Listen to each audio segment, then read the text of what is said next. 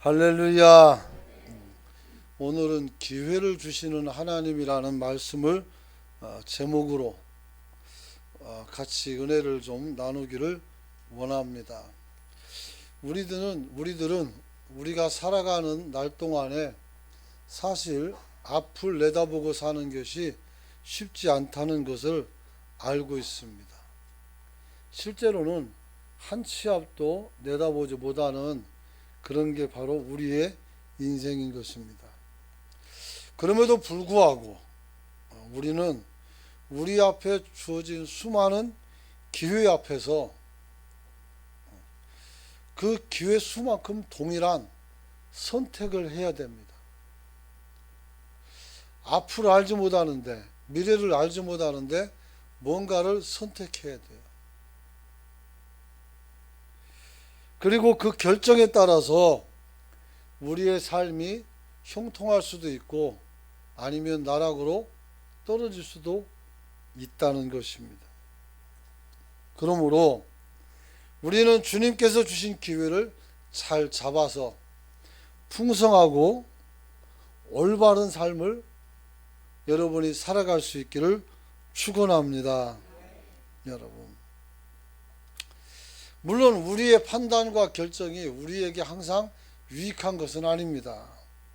하지만 하나님의 인도하심이 있다면 우리는 그 무익한 것도 유익한 것으로 바꾸어 줄 수 있는 줄 믿습니다. 여러분, 어떻게 하면 우리가 하나님의 인도함을 제대로 받을 수가 있을까요? 1989년도에 소련이 무너지고 러시아가 이제 만들어집니다. 그때 미국의 워싱턴주의 시애틀이라는 작은 도시에 작은 교회를 목회하는 게리 힐리어드라는 목사님이 계셨습니다. 당시 이 힐리어드 목사님은 교인들과 함께 매일 정오에 모여서 기도회를 진행하고 있었습니다. 왜냐하면 하나님이 우리와 함께 해달라는 거예요. 하나님 우리와 함께 해달라고 기도하고 있었습니다. 이유는 교회가 오랫동안 침체에 빠져서 성장을 멈췄기 때문입니다. 그렇게 열심히 기도하고 있는데 어느 날 오후 2시경에 한 남자가 목사님을 찾아왔습니다. 외국인으로 보였는데 그분은 우크라이나에서 오신 그런 분이었습니다. 그는 서툰 영어로 말합니다. 나는 우크라이나에서 온 침례교인입니다. 이 교회에서 나도 예배할 수 있을까요? 라고 묻습니다. 그냥 백인들끼리 모여서 수십 년 동안 그냥 우리끼리 예배를 드렸었습니다. 외국인은 와본 적이 없어요. 하지만 함께 예배를 드렸고 이 남자는 그로부터 우크라이나 사람들 몇 사람을 교회로 데려오기 시작했습니다. 그러던 또 어느 날 그 중에 한 남자가 목사님을 찾아옵니다. 그리고 말합니다. 우크라이나에 내 집이 하나 있는데 방이 6개나 딸려 있는 큰 집입니다. 이것을 선교 사역을 위해서 이 교회에다 드리길 원합니다. 받아주십시오. 그런데 힐리어드 목사님은 그 집에 방이 아무리 많든 적든 게 뭔 상관이고 여기 있는 것도 아니고 그 먼 나라에 있는 거 가가지고 뭐 어떻게 해요. 그래서 선뜻 대답을 못합니다. 그리고 고민하다가 우리 지금 말하면 우리 총회에다가 얘기하는 거죠.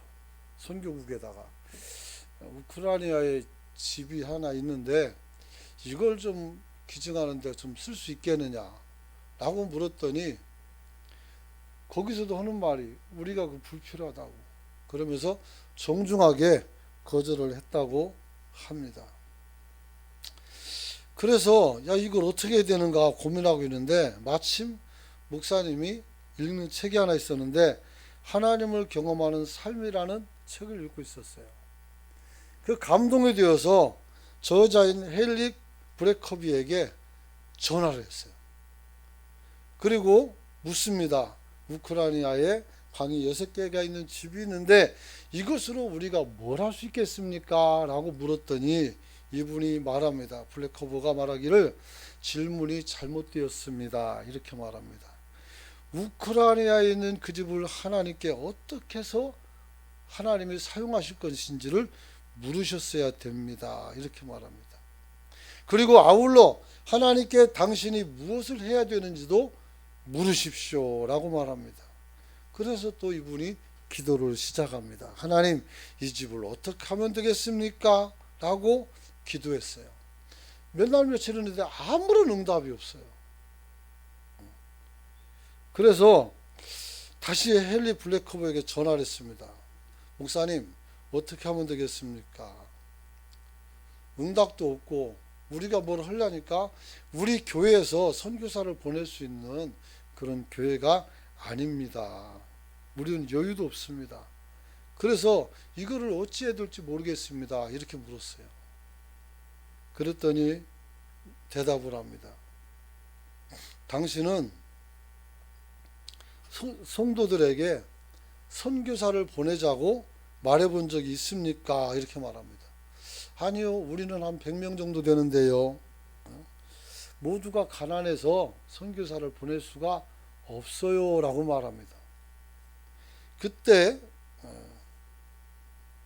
헨리 블레커버가 이렇게 말합니다. 왜 선교할 수 없다고 속단합니까? 성도들에 대하여 선교에 대해서 묻지도 않았지 않습니까? 라고 되묻습니다. 그리고 며칠 지나지 않아서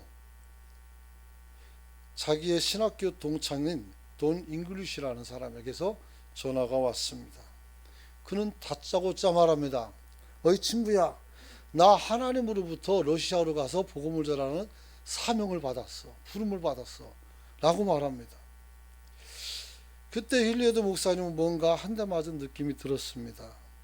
그래서 이 목사님이 주일날 성도들에게 갑작스럽게 러시아로 떠나가는 이 잉글리시 부부를 위해서 우리가 파견했으면 좋겠고 돈을 있는 대로 앞좌석에다 가져다 놓으라 이렇게 이야기를 했습니다. 그런데 놀라운 일이 일어났습니다. 충분한 선교비가 모였던 것입니다. 뿐만 아니라 정착 비용까지도 모이게 됐어요. 도대체 100명이 얼마나 헌금했는지 잘 모르겠습니다만은. 그래서 이분들을 어떻게 됩니까? 파송을 합니다. 그런데 며칠 되지도 않아서 정말 놀라운 이야기를 듣게 됩니다.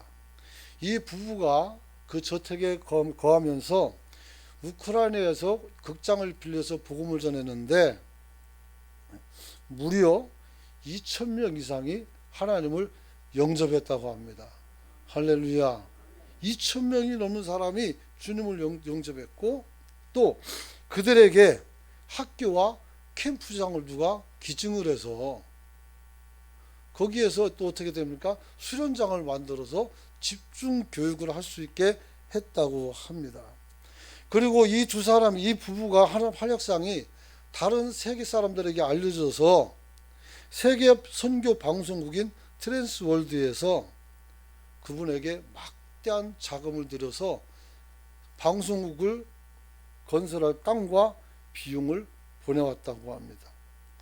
소련이 붕괴 이후에 오늘 독립을 한 후에 갈팡질팡하던 우크라이나 사람들이 복음을 듣고 물밀듯이 그곳으로 달려왔다는 것입니다. 사랑하는 성도 여러분, 성도 수가 100명 남짓의 미국의 시골 교회가 이 세상에서 어떤 영향력을 미칠 수가 있겠습니까? 목사님 스스로도 우리는 선교사 하나 보낼 수 있는 능력도 없다라고 말했었습니다. 그러면 질문을 바꿔서 한번 이렇게 해보겠습니다. 우리가 100명도 안 되는 우리 은광교회가 어떻게 하면 하나님께 영광을 돌리고 세상에 영향을 미칠 수 있을까? 여러분, 선교의 꿈을 꾸고 살아갈 수 있기를 축원합니다. 축원합니다. 대부분의 사람들이 아니 정신이 온전하다는 거의 많은 사람들이 우리는 규모가 작기 때문에 할 수가 없다라고 생각을 합니다. 헌금 나오는 거 뻔하고 그잖아요. 여러분들 생활용품 뻔한데 그렇지 않습니까? 우리가 뭘 할 수 있겠습니까? 여러분, 그런데 중요한 것은 교회는 우리가 무엇을 하는 것이 아니라 하나님이 우리를 통해서 무엇을 하시는 곳인 줄 깨닫기를 원합니다. 이 은혜를 알아야 돼요. 잘 들어야 돼요. 교회는 우리가 무엇을 하는 것이 아니라 교회는 하나님이 우리를 사용해서 무엇을 하는 곳이란 말이에요. 이 말씀을 놓치지 않기를 축원합니다. 여러분, 우리가 부정적이면 꿈조차 꾸지 않습니다. 그러나 우리가 하나님께서 우리 마음을 감동시키고 우리가 함께 움직이면 우리가 꾸지 못하는 꿈도 꾸게 되는 줄 믿으시기 바랍니다. 여러분, 하나님께서 75세의 노인 아브라함을 찾아가셨습니다. 또 하나님께서 장인의 양떼나 돌보며 속절없이 늙어가는 80세의 목동 모세에게도 찾아가셨습니다. 또 하나님은 갈릴리 호수에서 고기나 잡으면서 버럭버럭 성질이나 부르고 있던 베드로에게도 찾아가셨습니다. 그리고 아브라함을 위대한 믿음의 조상으로 만드셨고 모세를 위대한 구원자로 만들었습니다.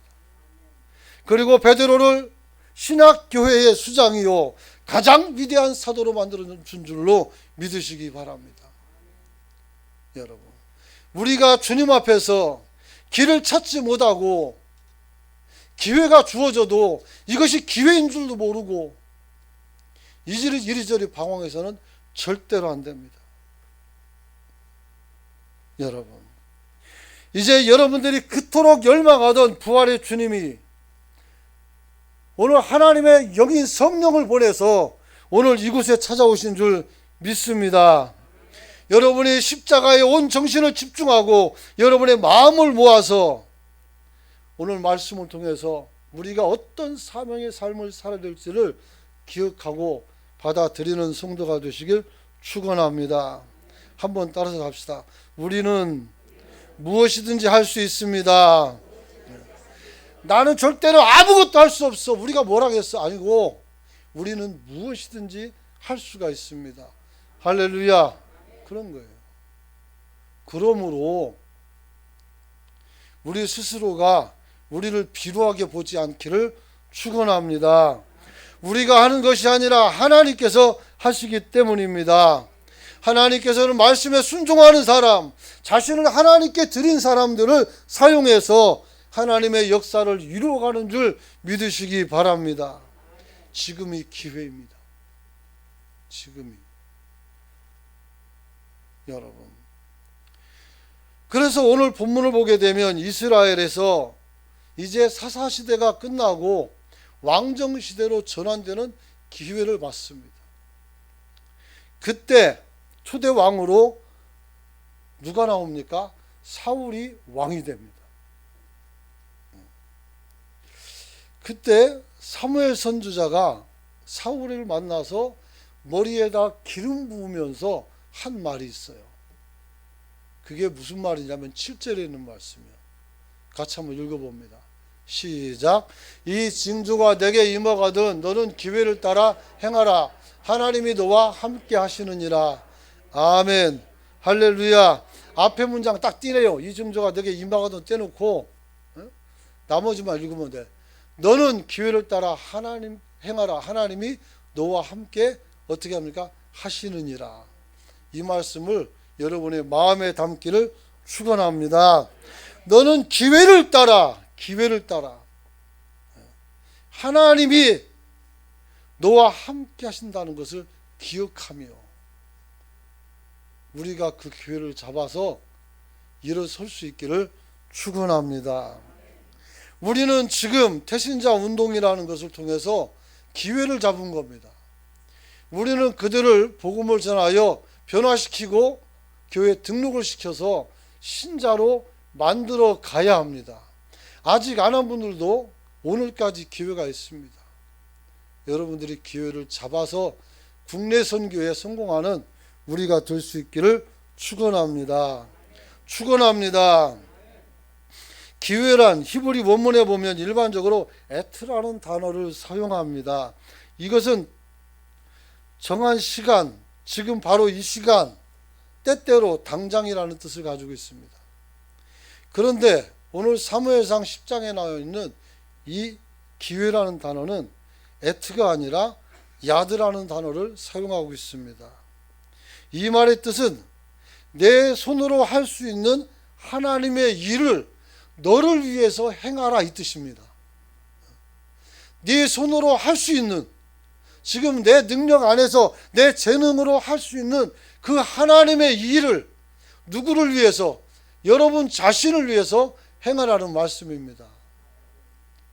여러분, 다시 말하면 기회가 주어진다면 너는 너를 위해서 그 기회를 잡으라는 것입니다. 그 기회를 놓치지 않는 성도가 되시길 축원합니다.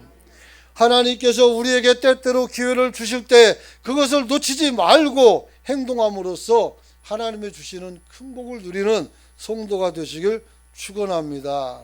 자, 그러면 어떻게 하면 우리가 이 기회를 잘 잡아서 살아갈 수 있을까요?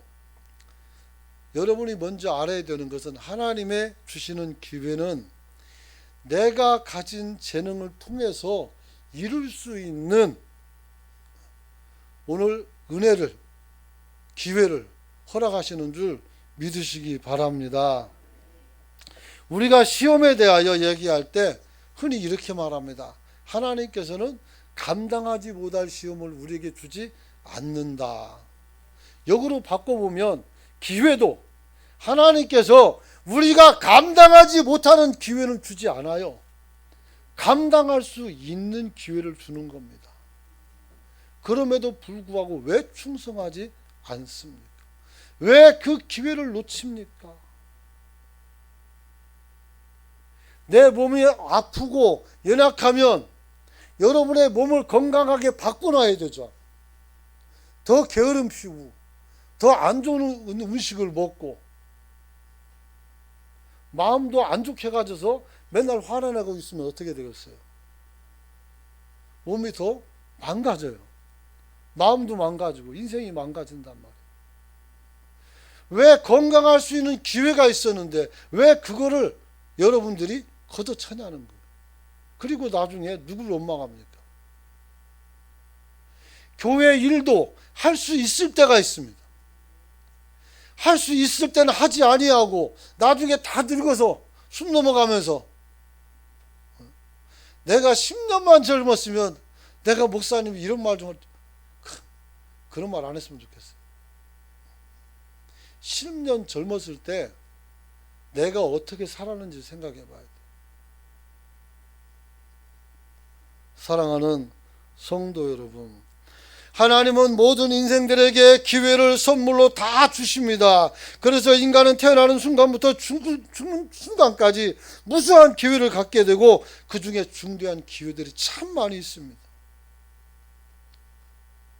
그 중에서 중대한 기회들을 놓치면 하나님께 심판을 받을 수도 있습니다. 여러분, 그러므로 여러분들이 천국 시민으로 살기 위해서 뿐만 아니라 여러분이 이 땅에서 성도로서 역할을 하고 살기를 원한다면 여러분들이 꼭 기회를 붙잡을 수 있는 성도가 되시길 축원합니다. 그 첫 번째 기회가 뭘까요? 그것은 한번 따라서 합시다. 내 재능을 통해 하나님을 만난다. 우리는 우리가 가지고 있는 재능과 능력이 있어요. 이것을 가지고 우리가 하나님을 만납니다. 할렐루야. 그래서 하나님께서 어떤 사람은 어떻게 지혜로움을 준단 말이에요. 공부를 안 했는데도 성경을 알아듣고 하나님을 만날 수도 있어요. 어떤 사람은 장애를 가지고 있습니다. 송명희 시인 같은 경우도. 하지만 공평하신 하나님이라는 노래를 하지 않습니까? 여러분, 어떤 사람은 기술이 좋아서 그 기술로, 어떤 사람은 언변이 좋아서 그 언어로, 어떤 사람은 글을 잘 써서 그 글로써 하나님을 만날 수 있는 기회가 많이 있습니다. 하나님은 우리에게 탤런트, 즉 재능을 주셨습니다. 노래를 잘하는 사람들은 어떻게 합니까? 노래를 통해서 하나님을 더 깊숙이 만날 수도 있는 것입니다. 여러분, 사람은 누구나 반드시 살면서 하나님을 만날 수 있는 기회를 붙잡게 됩니다. 그리고 더 감사한 것은 나를 통해서 누군가가 어떻게 돼요? 믿음을 갖게 될 수도 있다는 것을 알아야 합니다. 할렐루야. 그래요. 그래서 우리가 기술이나 어떤 능력자든지 전도든 감정 변화든지 삶의 생을 통해서 신의 존재를 향해서 나가는 그런 사람이든지 분명한 것은 하나님을 사모하고 하나님께로 가고자 하는 마음들이 생길 때가 있습니다. 그때 여러분이 전도하면, 또 그때 여러분이 그 뜻에 순종하면 여러분이 좋은 신자로 세워지게 되는 줄 믿으시기 바랍니다. 여러분, 특별히 좀 전에 말씀드린 것처럼 우리는 우리의 재능을 가지고 사실은 우리가 하나님을 잘 믿기도 하지만 그 우리가 하나님을 잘 믿는 과정 속에서 우리는 어떻게 돼요? 하나님을 경험하는데 뭘 경험해요? 나를 통해서 세상이 변화되는 것을 보게 된다는 거예요. 여러분, 이게 무슨 말인가 하면 여러분들이 복음을 전하는 일로 사람들을 주께 인도할 수도 있지만 우리의 신앙생활 자체를 가지고 사람들이 여러분을 바라보고 어떻게 돼요? 교회 나오는 사람도 있을 수가 있다는 것을 이야기하는 것입니다. 여러분, 전쟁 중에 한 소녀가 시골 농장에서 일하게 됐습니다. 이 소녀는 사람들이 사람을 죽이는 걸 보면서 냉소적인 마음을 갖게 되었습니다. 그래서 하나님을 믿는다는 것이 정말 다 낡아버진 쓸데없는 것으로 치부를 하고 있었습니다. 그런데 그 농장 주인 부부가 크리스찬이었습니다. 그리고 그 소녀에게 그리스도가 누구인지를 자세히 어떻게 됩니까? 알게 해주었습니다. 그리고 마침내 이 소녀도 크리스찬이 되었습니다. 크리스찬이 된 후에 이 여자아이가 이렇게 말합니다. 사실 하나님을 믿는다는 것은 정말 어려운 일입니다. 성경을 읽어도 무슨 말인지 잘 모르겠고 어떻게 기도를 해야 되는지 하나도 모르겠습니다. 기독교에 대해서 내가 이해할 수 있는 것들이 이해할 수 없는 것들이 너무 많아요. 하지만 나는 걱정하지 않습니다. 왜냐하면 이 농장 아주머니를 따라서 믿기만 하면 되니까요. 이렇게 말했다고 합니다. 다시 말하면 이 농장 주인의 아주머니와 아저씨의 신앙이 어떻게 돼? 이 아이에게 영향을 줬고 이 아이가 따라서 신앙생활하는 이유가 됐다는 것을 이야기하고 있습니다. 여러분, 실제로 세계 많은 사람들이 신학 공부를 하고 그 성경을 다 이해해서 하나님을 믿는 사람들은 적습니다. 그들은 거의 많은 사람들은 그리스도인들의 생활을 봄으로써 그리스도인이 되는 사람이 많다는 것입니다. 여러분, 우리가 전도라는 도구로서 그들을 불렀지만 그들은 이미 세상 가운데서 여러분들을 살펴보고 있었던 것입니다. 그러므로 우리는 세상에 대해서 커다란 책임감을 가지고 살아가야 되는 줄 믿습니다. 우리가 살아야 되는 이 세상에서는 바로 우리의 삶을 드러내는 공개의 장이라는 것을 알아야 돼요. 여러분들이 알겠지만 우리 교회는 등산로 앞에 있습니다. 그런데 그냥 지나가면 되는데 꼭 와서 들여다보고 갑니다. 그리고 교회에 대해서 이런 말 저런 말 하십니다. 다행히 아직까지 제가 전도 다니면서 많은 사람을 이 지역에서 만나는데 그분들이 우리 교회에 대해서 욕하거나 부정적인 얘기하는 걸 한 번도 못 봤습니다. 아멘 하면 복 받을 거예요. 정말 한 번도 못 봤어요. 중요한 것은 우리가 좋은 소문을 내고 있고 우리가 좋은 모습을 보여주고 있는 겁니다.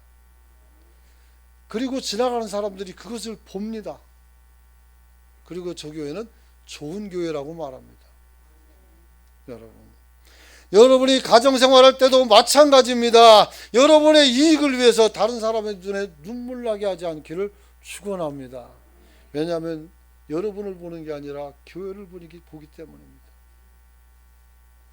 사랑하는 성도 여러분, 오늘 우리가 주님 앞에서 신자라 할지라도 어떻게 돼요? 그럼 우리 삶을 통해서 다른 사람만 유익하게 되느냐? 그렇지 않습니다. 우리가 하나님을 만날 때 축복이 있습니다. 어떤 축복이 있습니까? 한번 따라서 합시다. 참된 기쁨과 평화가 있다. 할렐루야. 그런 거예요. 그래서 오늘 우리가 하나님을 만나게 되면 참된 평화가 있고 하나님께 기쁨이 있단 말이에요. 그리고 이 기쁨을 통해서, 평화를 통해서 우리는 뭘 보게 되냐면 그렇지 않은 사람을 보게 되는 거예요. 그리고 거기에서 소명을 받는 겁니다. 여러분, 이게 무슨 얘기냐면 하나님께서는 우리에게 은혜를 주시고 그 은혜 안에서 세상을 바라보면서 그 세상의 어둠을 보여주시면서 우리에게 말씀하시는 겁니다. 내가 너를 거기로 보내노라. 할렐루야. 그 얘기를 한 거예요.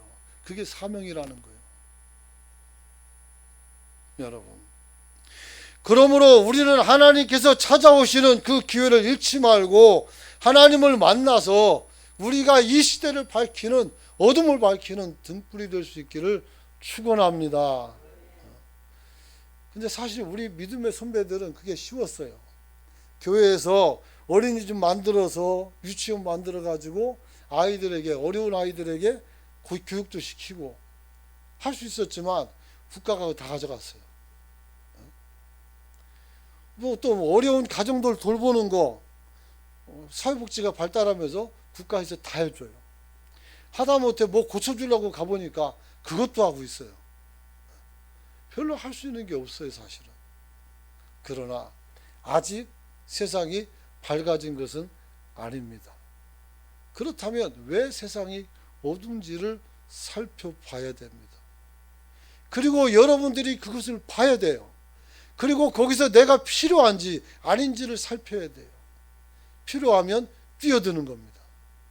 아니면 다른 분에게 줘야 되죠. 내가 재능이 없으니까. 여러분, 사명은 그렇게 받는 겁니다. 신학교 갔을 때 제일 먼저 물어보는 게 그래요. 하나님의 부르심이 있었냐고. 바로 그 얘기하는 거예요. 어두운 곳에 있는 어려운 영혼들을 살리고 영혼을 회복시키기 위해서 나는 이곳에 왔다고 말했어요. 여러분, 이 은혜를 놓치지 않기를 축원합니다. 축원합니다. 만일 우리가 하나님을 만나서 삶의 목표를 갖게 된다면 우리는 어떻게 됩니까? 파워 크리스찬이 될 수 있습니다. 힘 있는 성도가 될 수 있다는 거예요. 여러분, 우리가 힘 있는 성도가 된다면 우리 마음이 항상 풍성하고 행복해지며 감사를 늘 입에 달고 살게 될 것입니다.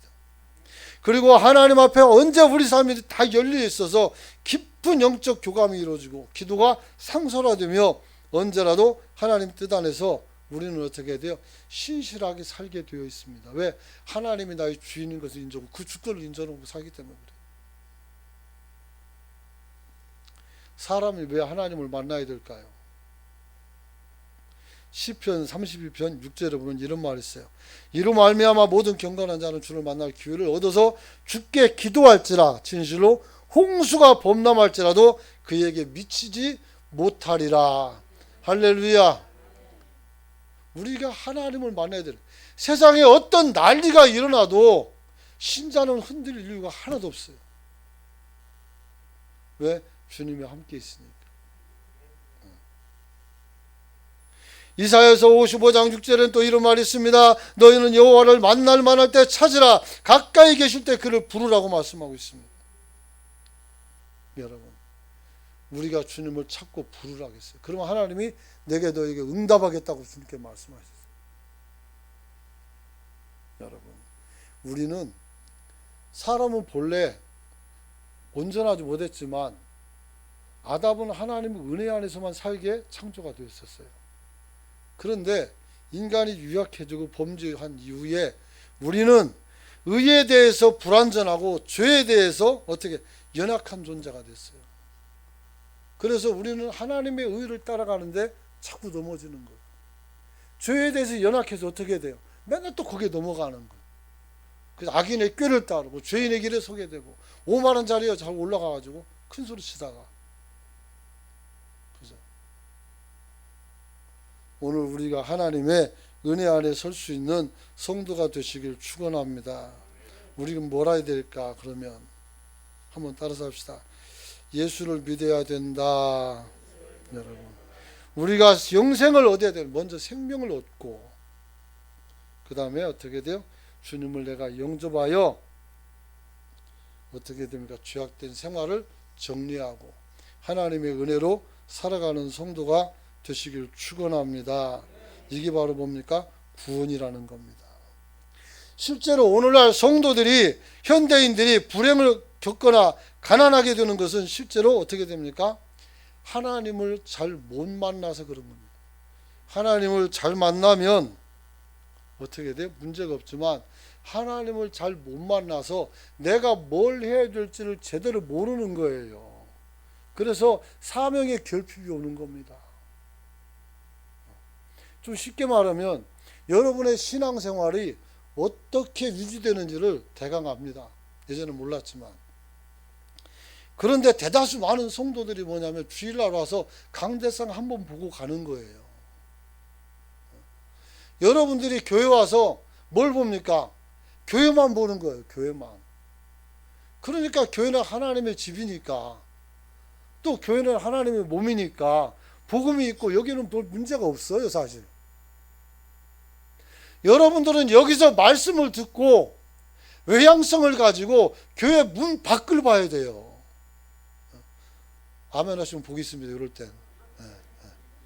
중요한 얘기 하잖아요. 여러분들이 교회 밖을 보면서 이 교회 밖에 있는 어둠을 보면서 어떻게 돼요? 내가 거기서 불을 밝혀 그 사람들을 어떻게 됩니까? 넘어지지 않게 일으키는 그런 역할을 해야 되는 겁니다. 할렐루야. 그러므로 여러분의 마음은 여기다 두고 눈은 어딜 봐야 돼? 세상을 볼 수 있는 성도가 되시길 축원합니다. 그렇다고 해서 여러분들이 뾰족할 수가 있다는 것은 아닙니다.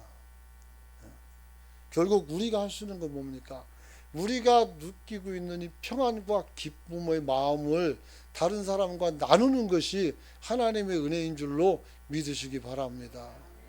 그러므로 이제 말씀을 좀 마치려고 합니다. 하나님께서 우리에게 기회를 주시는 것은 하나님의 그 능력을 통해서 우리가 그것을 이루어 나가길 원했기 때문입니다. 그러므로 우리가 하나님 앞에 그 능력을 행할 수 있기를 축원합니다. 부자가 있었습니다. 집 밖에는 가난한 나사로가 있었습니다. 여러분, 왜 부자가 문제가 되었습니까? 그는 집 안에서 자기에게 주신 부만 가지고 살았었습니다. 그가 문을 열고 물론 나사로가 있는 걸 알았습니다. 하지만 저 사람에 대한 책임을 내가 조금이라도 느꼈었다라면, 그리고 저 사람에 관한 책임감을 느끼고 조금이라도 돌봤었다라면 아마 그는 지옥에 가지 아니하고 아브라함 품에 안겨서 나사로를 만날 수도 있었을 것입니다. 분명히 말하지만 우리는 하나님 앞에 믿음으로 구원을 받습니다. 그러나 그 믿음이 있는 자는 반드시 신앙의 행위가 뒤따르게 되어 있습니다. 그래서 야고보는 말하기를 행위가 없는 믿음은 죽은 믿음이라고 말씀했던 것입니다. 여러분, 그러므로 여러분들이 이제는 가만히 있지 말고 사방을 찾아보며 여러분이 어둠을 밝히는 성도가 되시길 축원합니다. 근데 정말 최악의 사람이 있습니다. 어둠을 밝히랬더니 자기가 더 깜깜해. 그러면 어떻게 돼요? 소경이 소경을 읽고 가면 어떻게 돼요? 구덩이에 빠지는 거예요. 여러분이 여러분의 믿음을 잘 회복할 수 있는 성도가 되시길 축원합니다. 기회에 반응을 하면 어떤 일이 일어납니까? 가인과 아벨이 똑같이 제사를 드리지만 아벨의 제사는 하나님이 받고 가인의 제사를 받지 않습니다. 히브리서는 더 나은 제사를 드렸다고 했어요. 우리가 더 나은 사람이 될 수 있기를 축원합니다. 우리가 바리새인보다 더 나아지고 다른 어떤 사람보다 더 나아지려고 노력할 수 있기를 축원합니다. 그래야 우리가 성장하는 겁니다. 아, 나는 저기 미치지 못해. 그러면 어떻게? 끝인 겁니다. 끝이에요. 여러분, 에서와 야고보경을 봅니다. 그는 어떻게, 에서는 어떻게 해요? 장자의 직분을 가벼이 여겼습니다. 그러나 야곱은 그걸 중하게 여겼어요. 그래서 어떻게 야곱이 장자가 되었습니다. 하나님의 나라에 그 이름이 크게 들어간단 말이에요. 여러분이 좀 아는 분도 있고 모르는 분도 있지만 나발과 아비가일의 경우가 있어요. 사무엘상 25장에 나오는데, 나발은 아비가일의 남편입니다. 다윗이 먹을 것 좀 달라니까 어떻게 돼요? 다윗을 놀려 먹습니다. 왜냐하면 오늘 아들이 반역해서 신발도 신지 못하고 도망가고 있었거든요. 그러면서 막 저주를 퍼붓니다. 그게 나발이에요. 그래서 오늘 이 나발이 그야말로 나발을 다고 쫄딱 망하죠. 나중에 다윗이 어떻게 해야 돼요?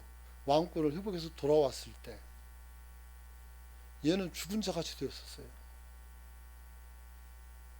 근데 아비가일은 어떻습니까? 그의 부인이었는데 남편이 다윗을 핍박했다는 얘기를 듣고 얼른 음식을 들고 가가지고 다윗을 접대하면서 그 마음을 풀어줬어요. 그래서 나발이 죽자 다윗이 이 현수간 여자를 자기 부인으로 맞아들여요. 그래서 당대 최대의 왕의 부인이 된단 말이에요. 이 모든 것이 다 기회였어요. 다윗을 도울 수 있는 기회, 선교할 수 있는 기회, 기도할 수 있는 기회, 충성할 수 있는 기회, 내가 헌신할 수 있는 기회 다 주어졌어요. 이것을 선용할 수 있는 저와 여러분이 되시길 축원합니다. 축원합니다. 같이 한번 기도합니다. 하나님, 우리에게 기회를 주셨으니 우리가 대적이 회방하거나 마귀에게 뺏기지 않고 우리가 그 기회를 잡아서 우리가 할 수 있는 그 일을 하게 해달라고 오늘 주여 외치고 통성으로 기도합니다. 주여.